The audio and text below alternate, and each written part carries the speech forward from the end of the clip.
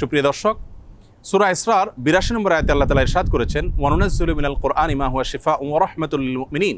যার অর্থ হলো, আমি কোরআনে কারীমের এমন সব আয়াতসমূহ, সূরাসমূহ নাজিল করি যার মাঝে রয়েছে ঈমানদারদের জন্য আরোগ্য লাভের মাধ্যম এবং তাদের জন্য রহমত তথা আল্লাহর পক্ষ থেকে করুণা।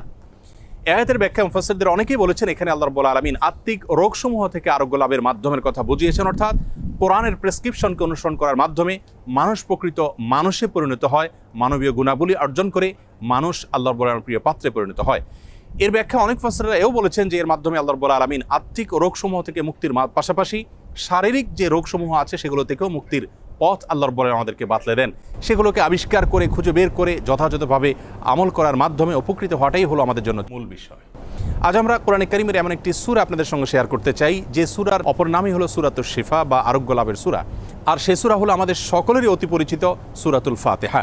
সহিহ বুখারীতে আবু সাঈদ খুদরী রাদিয়াল্লাহু আনহু থেকে একটি হাদিস বর্ণিত হয়েছে, যে হাদিসের মাধ্যমে বোঝা যায় যে সাহাবা ইকরাম সূরাতুল ফাতিহার মাধ্যমে চিকিৎসা গ্রহণ করেছেন এবং অলৌকিকভাবে, বিস্ময়করভাবে কঠিন এবং দুরারোগ্য সমস্যা থেকে তারা মুক্তি লাভ করেছেন। তখন নবী করিম সাল্লাল্লাহু আলাইহি সাল্লাম বিষয়টি জানতে পারার পর তাকে বলেছিলেন, ওমা ইউদরিকা আন্নাহা রুকিয়া, তুমি কিভাবে জানলে যে সূরা ফাতিহা এটি রুকিয়া বা সকল রোগ থেকে শেফার একটি মাধ্যম। এজন্য এই সূরা সম্পর্কে উলামায়ে কেরাম বলে থাকেন যে সূরা ফাতিহার মাধ্যমে যে কোনো রোগ বালাই থেকে, যে কোনো বিপদ আপদ থেকে, যে কোনো অসুখ বিসুখ থেকে মুক্তি লাভের মাধ্যম হিসাবে আমরা এটিকে ব্যবহার করতে পারি। সূরা ফাতিহা এ সম্পর্কে ইমাম ইবনুল কাইয়িম রাহিমাহুল্লাহ তিনি বলেছেন, এই সূরাটিকে বারবার আমি আমল করে দেখেছি।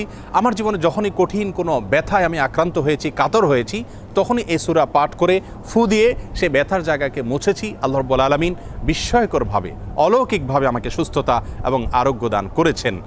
আমি ব্যক্তিগতভাবে আমার কথা বলতে পারি যে আমার বাসায়, পরিবারে আমার বাচ্চাদের যখন কোনো অসুখ বিসুখ হয়েছে, কখনো কোনো সমস্যা দেখা দিয়েছে, তৎক্ষণাৎ আমি সূরা ফাতিহা পাঠ করে তাদেরকে ফু দিয়েছি, তাদের শরীরে মুছেছি এবং সঙ্গে সঙ্গে আল্লাহ রাব্বুল আলামিন বিস্ময়করভাবে আমাকে উপকারিতা দিয়েছেন।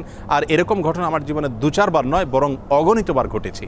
এজন্য সূরা ফাতিহা এটিকে যদি কেউ যথাযথভাবে আমল করতে পারেন, সে আস্থা এবং বিশ্বাস আল্লাহ তাআলার প্রতি থাকে, তাহলে সেক্ষেত্রে অবশ্যই এর মাধ্যমে যে কোনো দুরারোগ্য ব্যাধি থেকে পর্যন্ত আমরা আরোগ্য লাভের মাধ্যম হিসাবে এটিকে ব্যবহার করতে পারি।